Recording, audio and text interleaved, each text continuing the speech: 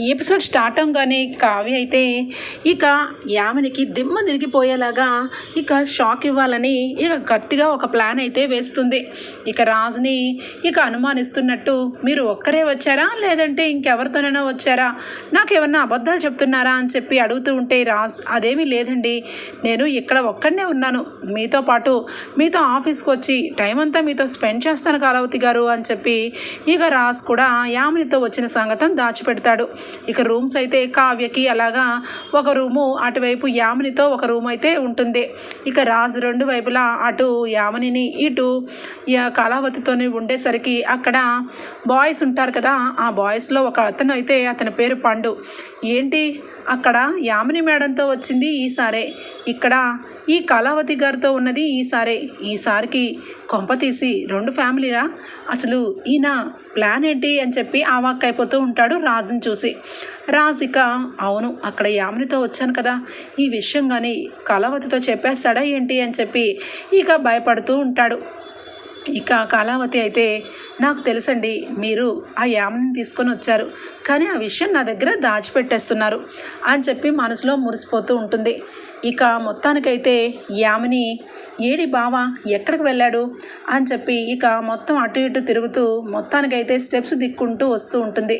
ఇక అప్పుడే కావ్య రాజు ఇద్దరు కూడా లిఫ్ట్లోకి వెళ్తూ ఉండటం చూస్తుంది. ఒక్కసారిగా షాక్ అయిపోతుంది యామిని, ఏంటి ఈ కావ్య ఇక్కడ కూడా వచ్చిందనమాట, అందుకేనా ఫ్రెండు అని చెప్పి ఇక నన్ను వదిలేసి బయటకు వెళ్తున్నాడు, చెప్తాను అని చెప్పి యామిని అయితే మనసు లోపల ఉడికిపోతూ ఉంటుంది. ఇక కావ్య అయితే యామినిని చూసి, నా భర్తను తీసుకొని రిసార్ట్కి వస్తావా, నా భర్తతో క్లోజ్గా ఉంటావా, చెప్తాను నీకు జీవితాంతం ఇంకెప్పుడు నా భర్త మొహం చూడడానికి లేకుండా చేస్తాను అని చెప్పి కావ్య కూడా మనసులో అనుకొని, నిన్ను ఏ రకంగా బాధ పెడతానో చూడు అని చెప్పి కావాలని యామిని చూస్తున్న సంగతి తెలుసుకొని, రామ్ గారు మీరు నాతో పాటు టైం అంతా స్పెండ్ చేయాలి ఈరోజు అని చెప్పి క్లోజ్గా చేపట్టుకుంటుంది. అంతే రాజ్కి ఒక్కసారిగా మనసులో కళావతి గారు నా చేయి పట్టుకున్నారు అని చెప్పి ఇక హ్యాపీగా ఫీల్ అవుతూ ఒక్కసారిగా కావ్య కళ్ళల్లో కళ్ళు పెట్టి చూస్తూ ఉంటాడు. ఇక ఇద్దరు కూడా అలాగే కళ్ళల్లో కళ్ళు పెట్టుకొని చూస్తూ కిందికైతే లిఫ్ట్లో దిగిపోయి వెళ్ళిపోతారు. ఇక యామినికైతే చాలా కోపంతో రగిలిపోతూ, ఏంటి నాతో వచ్చిన బావ దాంతోపాటు కిందకు వెళ్ళాడు, ఇప్పుడు దాన్ని ఏం చెయ్యాలి నేను అని చెప్పి ఇక బాధపడుతూ ఉంటే పండు వస్తాడు. ఇక బాయ్ వచ్చి, మేడం మీకు ఒక విషయం చెప్పాలి అనగానే, ఏ విషయం అనగానే, మీతో వచ్చిన సార్ ఇక మీతో పాటు ఉండకుండా వేరొక రూమ్ తీసుకున్నారు మేడం అనగానే, అవును నాకు తెలుసు, కానీ నువ్వు నాకు ఒక హెల్ప్ చేయాలి అని చెప్పి అంటుంది. ఏ హెల్ప్ చేయాలి మేడం, చెప్పండి మేడం అని చెప్పి అనగానే, వాళ్ళు రూమ్లోకి వచ్చినప్పటి నుంచి వెళ్ళే వరకు వాళ్ళని అబ్జర్వ్ చేస్తూ ఉండు, నీకు నేను ఒక్కొక్క రోజుకి ఎంతెంత టిప్ ఇస్తానో నువ్వే ఊహించలేవు అని చెప్పి ఆ పండుని అయితే ఇక స్పైలాగా వాడుకుంటుంది యామిని. ఇక రాజ్కి వెంటనే కూడా కాల్ చేస్తుంది. ఇక ఫోన్ చేసిన వెంటనే ఇక కట్ చేసి, పదండి కళావతి గారు అని చెప్పి కారులో నుంచి కళావతితో బయటికి వెళ్ళిపోతాడు రాజ్ అయితే.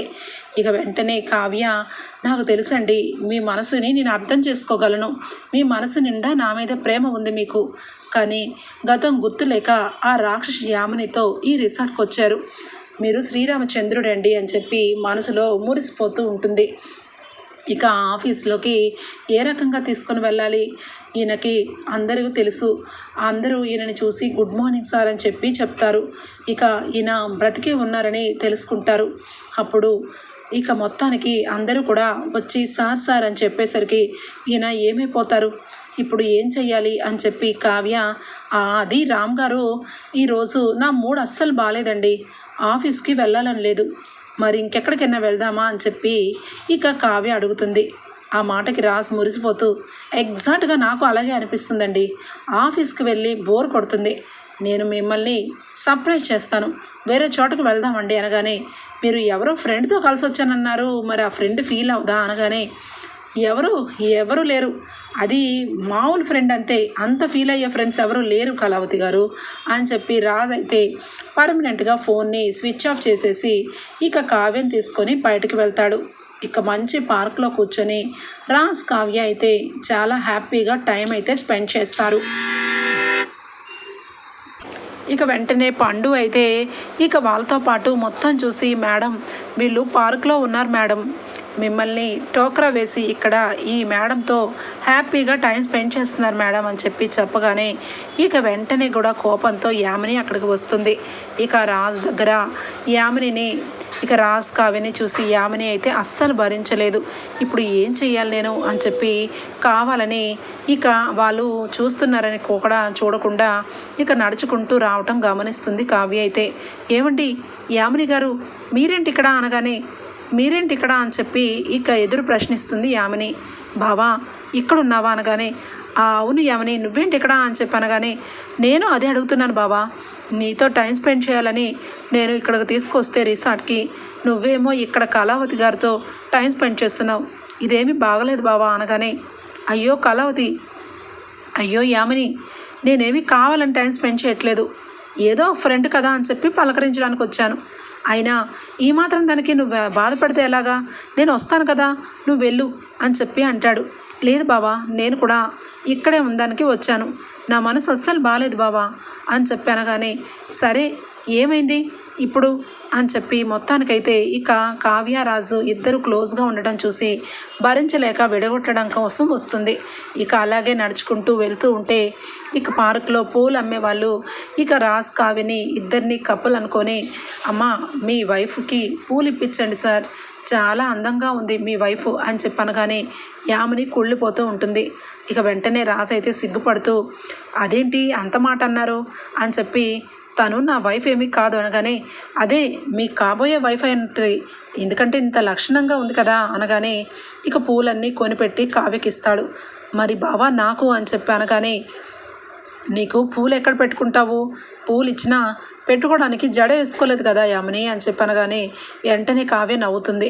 ఇక ఎంతలోనే కోపంతో, అసలు ఈ కావ్య నా గురించి ఏమనుకుంటుంది, నేను తెగించానంటే ఈ కావ్యని ఏమన్నా చేయగలుగుతాను అని చెప్పి ఇక మొత్తానికైతే ఆ పార్క్లో రాజ్ కావ్యని చూసి అందరూ కూడా మెచ్చుకుంటూ ఇక యామినిని ఒక రకంగా మాట్లాడుతూ ఉండటం భరించలేదు.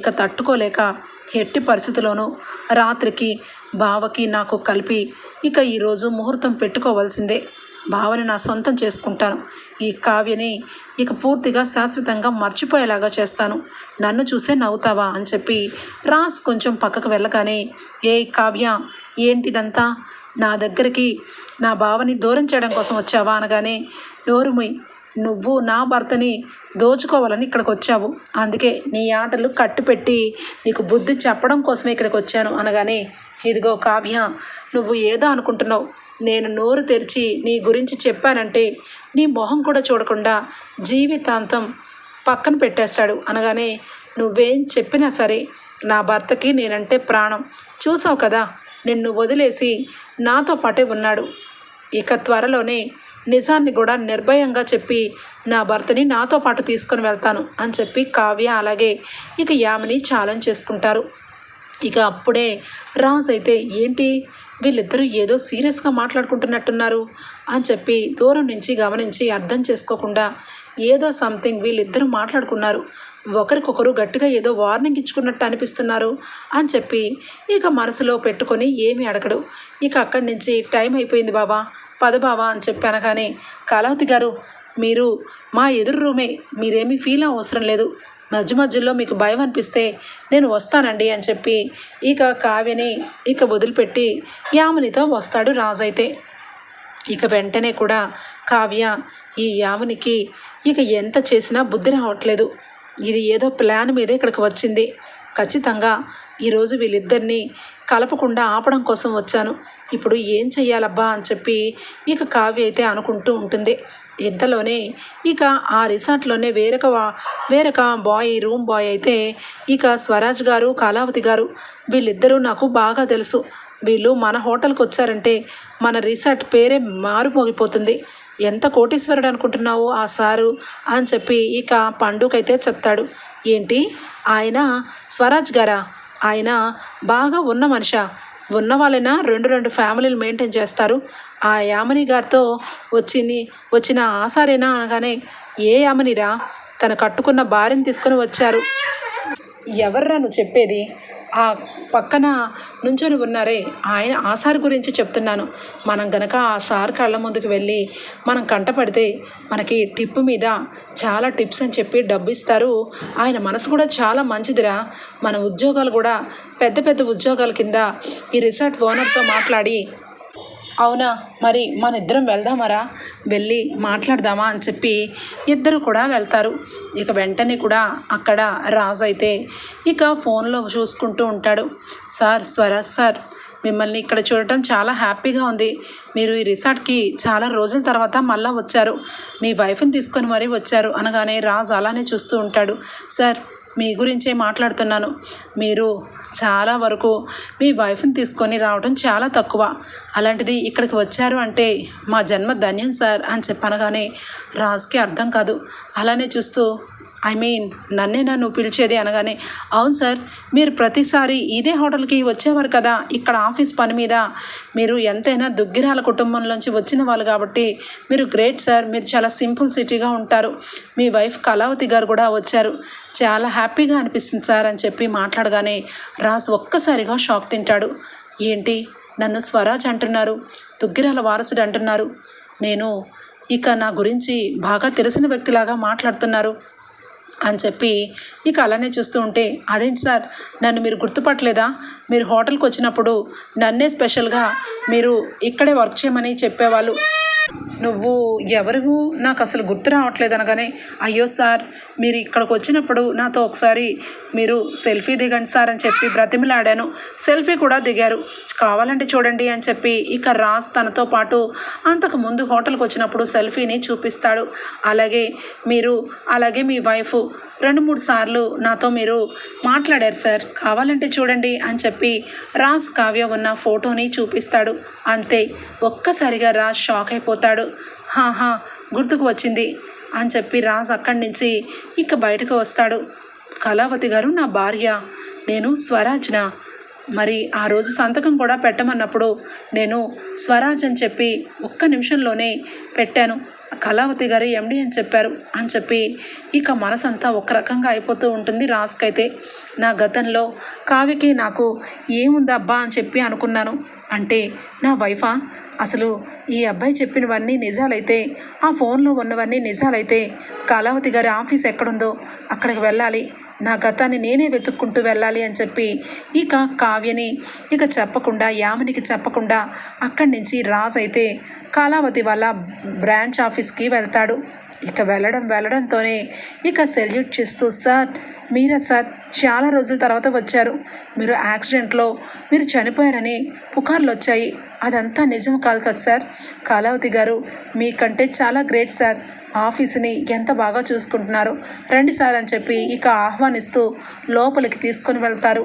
రాజ్ ఇక ఏమీ మాట్లాడకుండా సైలెంట్గా లోపలికి వెళ్ళగానే ఇక ఎండి సార్ మీ రూమ్కి ఇక లాక్ వేసేసాము, మీరు లేకపోవడం వల్ల ఈ రూమ్లోకి ఎవరు వెళ్ళడానికి లేకుండా కళావతి గారు స్ట్రిక్ట్ పర్మిషన్ ఇచ్చారు, స్ట్రిక్ట్ రూల్స్ పాస్ చేశారు అనగానే ఇక వెంటనే డోర్ని ఓపెన్ చేసి రాజ్ లోపలికి వెళ్ళేసరికి ఇక రాజ్ రూమ్ చూసి అక్కడ కావ్యతో రాజ్కి ఉన్న పెళ్లి ఫోటోని చూసి ఒక్కసారిగా రాజ్కి మొత్తం తల తిరిగి గతం మొత్తం కూడా గుర్తుకు వచ్చేస్తుంది.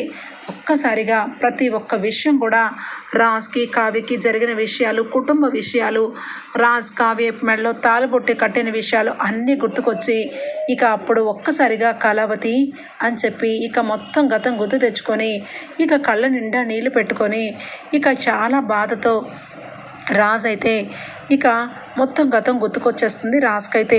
ఇక వెంటనే కూడా నా భార్యని కలవాలి, కళావతిని చూడాలి, కళావతిని ఇన్నాళ్ళు ఎవరో బయట అమ్మాయి అనుకున్నాను, కానీ నా వైఫేనని నాకు అర్థమైంది అని చెప్పి రాజ్ వెంటనే కూడా ఇక అక్కడి నుంచి రిసార్ట్కి అయితే వస్తాడు.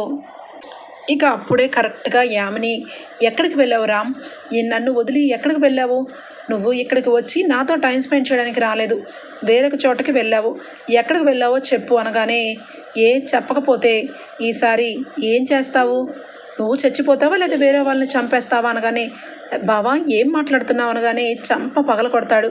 నువ్వు ఏం మాట్లాడుతున్నానో నీకు అర్థం కావట్లేదా, తెలుగులోనే మాట్లాడుతున్నాను, నువ్వు నీ నోటుకొచ్చినట్టుగా నువ్వు నీకు నచ్చినట్టుగా చేసుకుంటూ ఒకప్పుడు యామినిలాగే ఇప్పుడు కూడా నన్ను పీడించుకొని తింటున్నావా?